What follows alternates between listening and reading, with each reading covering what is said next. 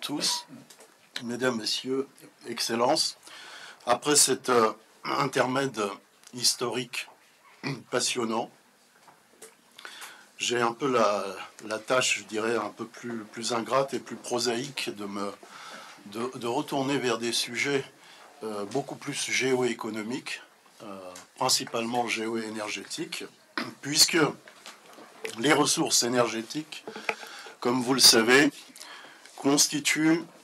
en fait l'enjeu, je dirais, et le nerf de tout dispositif de convoitise géopolitique et géoéconomique. C'est un peu, je dirais, le nerf de la guerre. Depuis longtemps, l'Amérique latine, riche en ressources agricoles et minières naturelles, a suscité des convoitises. Aujourd'hui, la dégradation de l'environnement géopolitique international, la prolifération des guerres, parmi la principale, je dirais, guerre, la première guerre mondialisée, la guerre russo-ukrainienne, mais aussi le climat de polycrise globale, où convergent non seulement des crises alimentaires, mais aussi des poussées migratoires démographiques, de nombreux conflits de toute nature, les pénuries de ressources énergétiques dues au réchauffement climatique, mais aussi à la perturbation du système international, ont un impact global sur les économies mondiales, parmi lesquelles l'économie donc de tous les pays, je dirais, actuels de l'Amérique du Sud. Ce qui crée en fait un phénomène non seulement d'insécurité économique, mais aussi des menaces, je dirais, de dépendance géoéconomique. L'Amérique latine, comme on l'a vu, est tristement célèbre pour, je dirais, ses niveaux records de contraste, de disparité d'inégalités socio-économiques, y compris en matière, je dirais, d'accès à la première matière première, à savoir l'accès à la terre. 1% des propriétaires terriens y contrôlent pratiquement une cinquantaine de pourcentage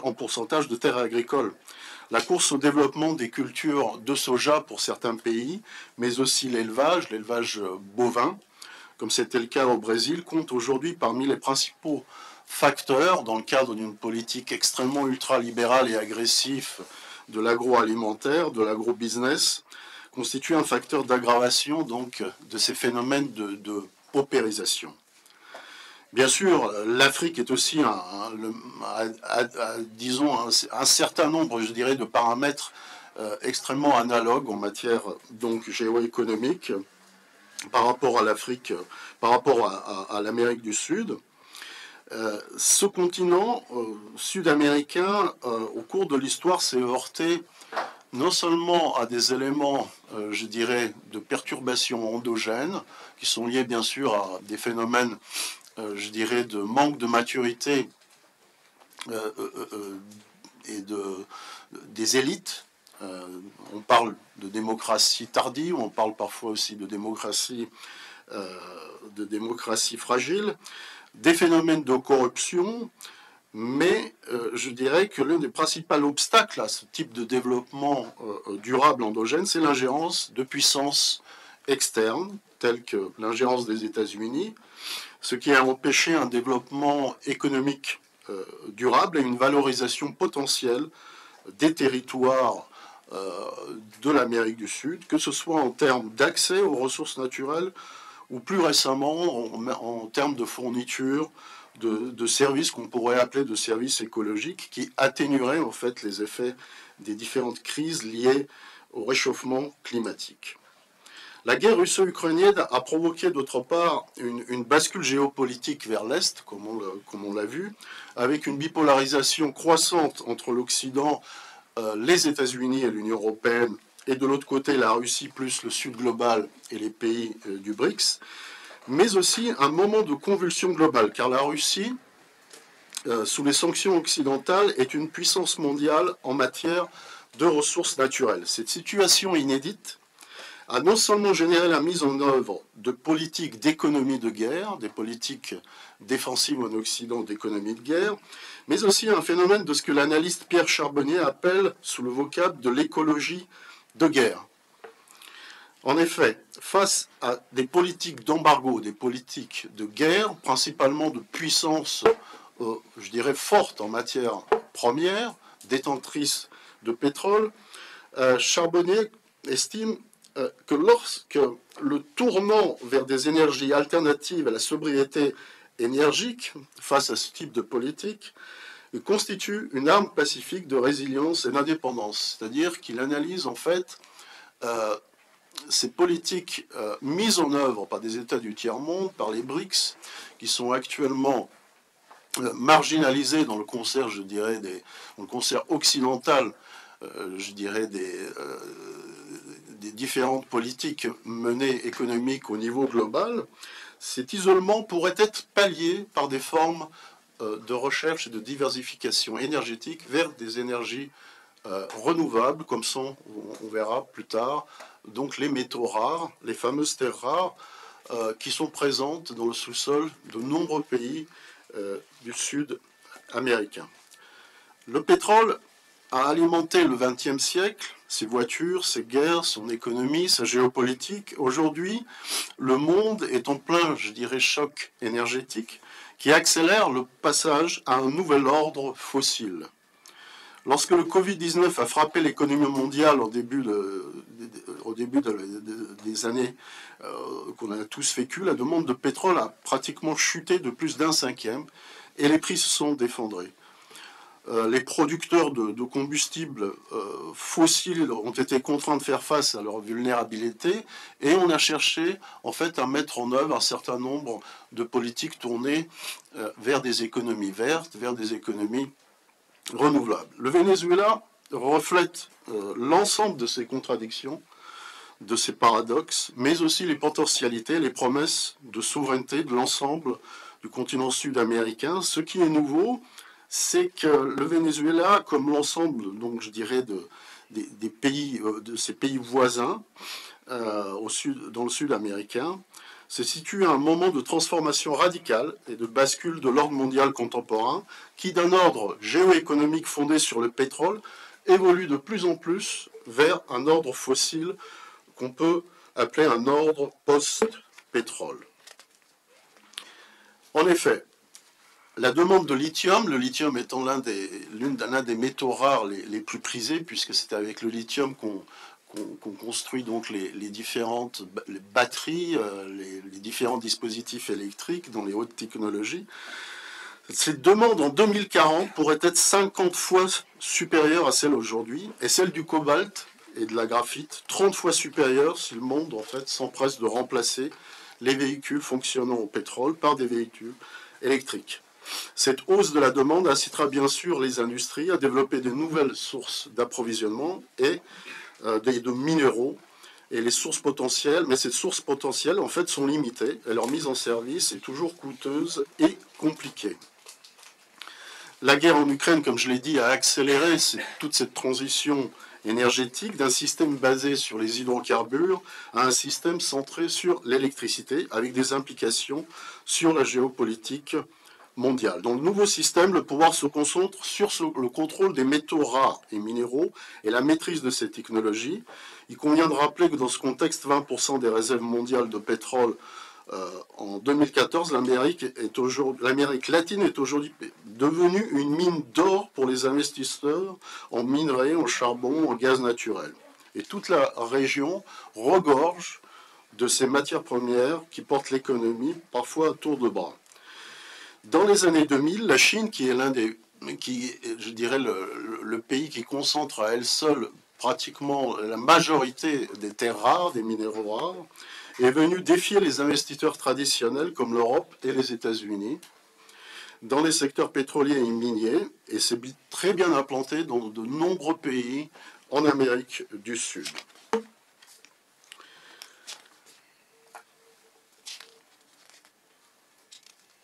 Pour ce qui est de l'ingérence étrangère, elle a mainmise donc par des puissances étrangères, elle est souvent accompagnée par des politiques agressives de prise de contrôle par les grandes corporations multinationales.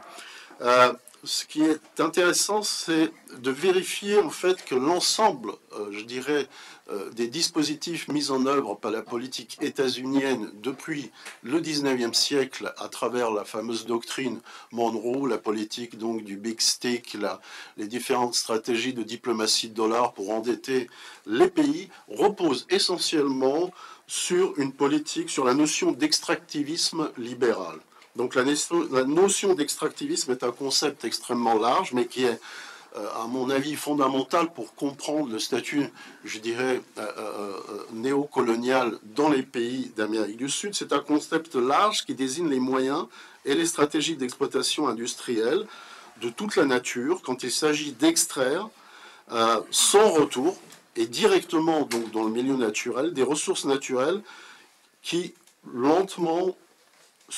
ou coûteusement sont extrêmement renouvelables. Alors en fait, toutes ces politiques d'extractivisme ont été menées par l'ensemble des administrations américaines, qu'elles soient démocrates, républicaines, et toujours dans le même souci d'extraire le maximum donc de ressources naturelles, du minerai, des ressources énergétiques et pétrolifères sans aucun retour.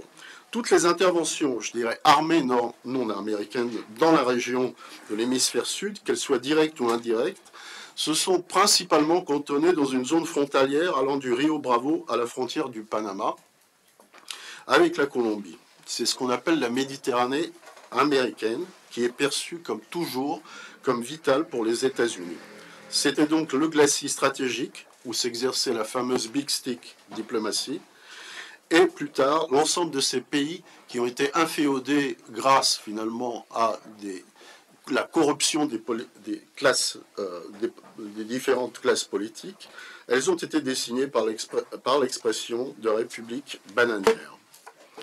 Comme je l'ai évoqué au début de mon intervention, aujourd'hui le risque de dépendance et de convoitise s'oriente en Amérique du Sud davantage sur les nouvelles ressources minérales que l'on nomme les terres rares. Qu'est-ce que donc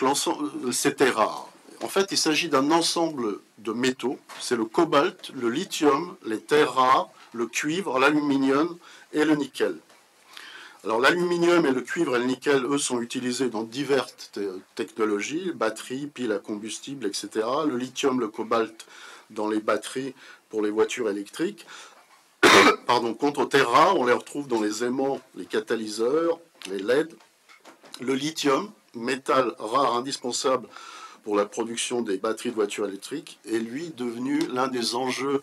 géoéconomiques dans la course aux métaux rares que se livrent les plus grandes puissances économiques du monde. En effet, même si le Chili aujourd'hui détient les plus grandes réserves de lithium,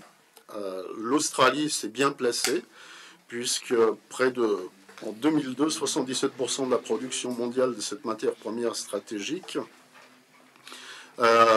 et en fait relève d'une part du placement des compagnies australiennes, suivent d'autres pays comme l'Argentine, la Chine, les États-Unis, le Zimbabwe, le Brésil et le Portugal.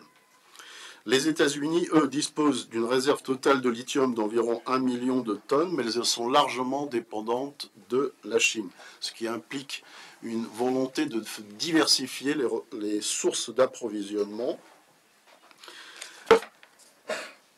Comme je l'ai dit, même si le marché est principalement dominé par la Chine, qui produit plus de 60% des terres rares mondiales, et on transforme, en fait, on raffine environ 80%, on peut voir que finalement, l'ensemble des économies mondiales, parmi lesquelles les États-Unis et l'Union européenne, sont fortement dépendantes toujours,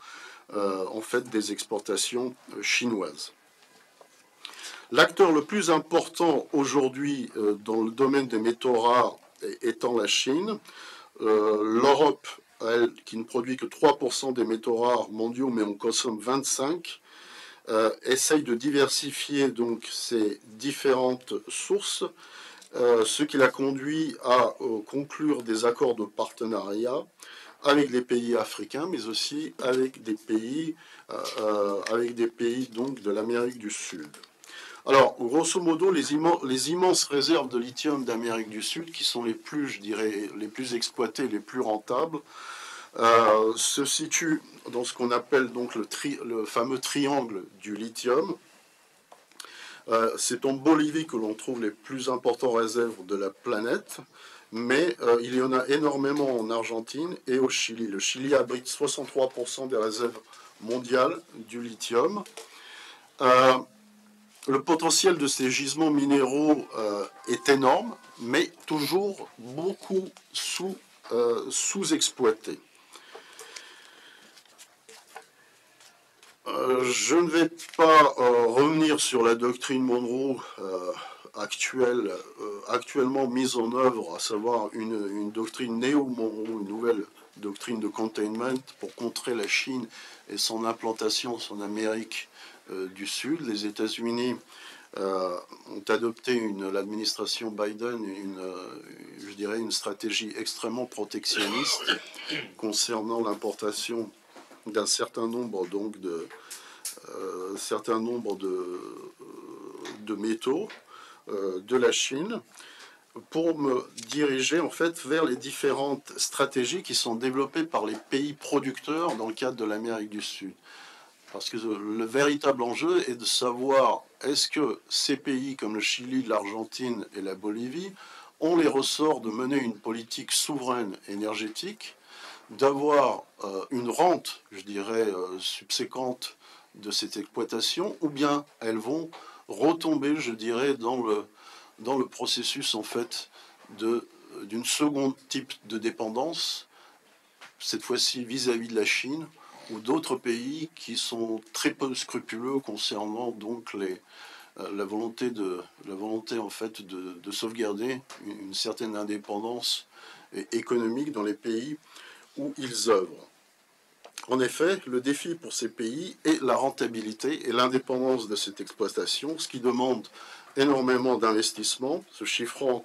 en milliards, mais aussi de véritables stratégies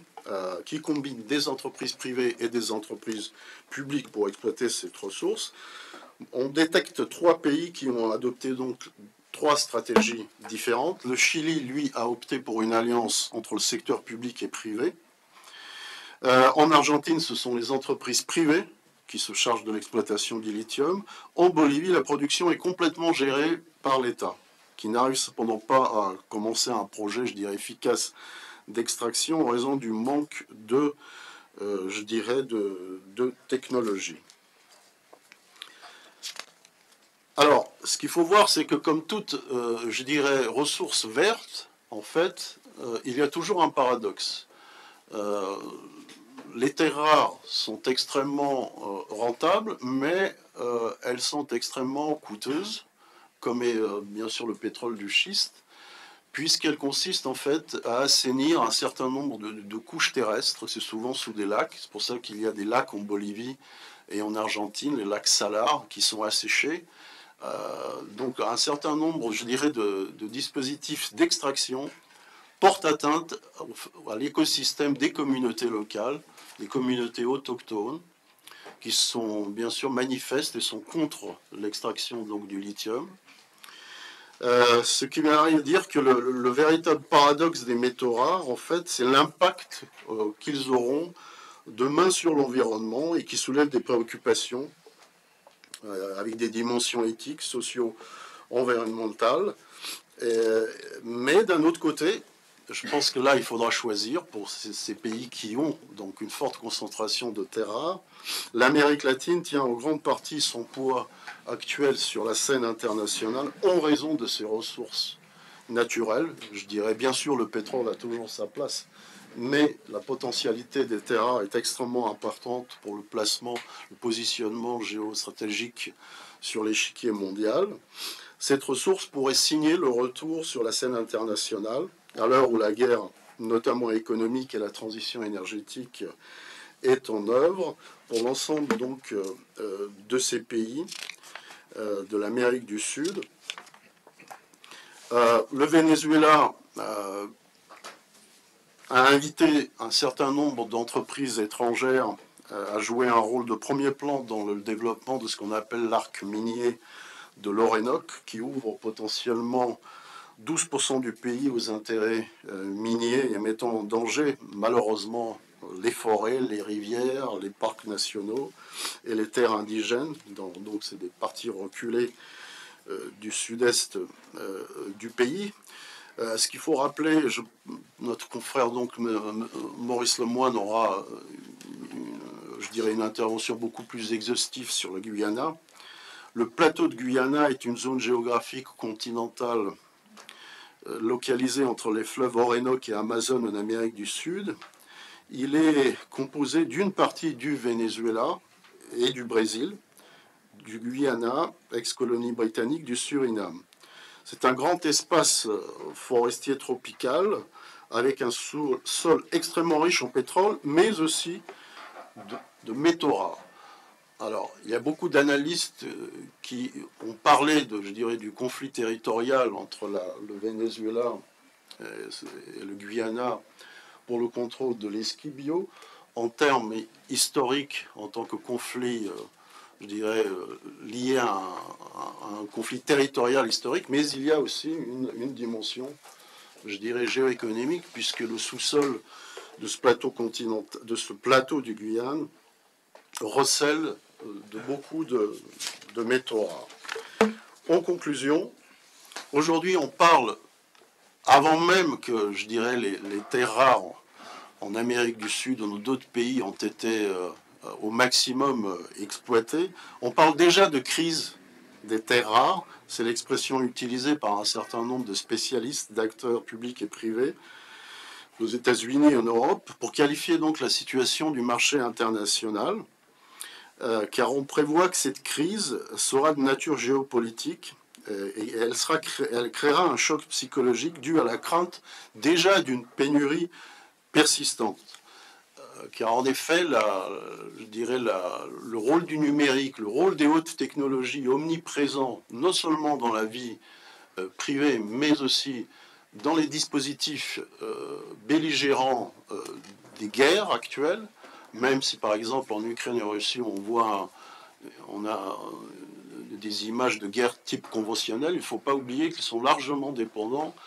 d'un certain nombre de métaux rares qui alimentent des hautes technologies, que ce soit donc les smartphones, les drones, les technologies militaires. Et on revient là, en fait, à la première notion que j'avais évoquée en introduction de Chardonnier, à cette nécessité de promouvoir des dispositifs d'écologie de guerre, c'est-à-dire pallier, en fait, aux dispositifs purement conventionnels, des éléments d'énergie renouvelable, parallèles, alternatifs, qui peuvent, d'une certaine manière, compenser à un moment donné donc le manque, je dirais, de matériel conventionnel. En guise de conclusion, donc, je dirais que pour l'Amérique du Sud comme pour le Venezuela, en fait, le développement et la production donc, des métaux rares pourrait constituer un véritable levier de contrepoids et d'influence, de retour sur la scène internationale pour ces pays. Néanmoins, les métaux rares, tels que l'extraction du lithium, peuvent constituer un véritable pharmacone, c'est-à-dire un remède, mais aussi à la fois un poison, puisque, comme je l'ai dit, l'exploitation du lithium et de la plupart de ces métaux rares constitue une menace sur l'avenir donc des écosystèmes, des communautés locales et constitue une menace pour l'environnement. Je vous remercie pour votre attention.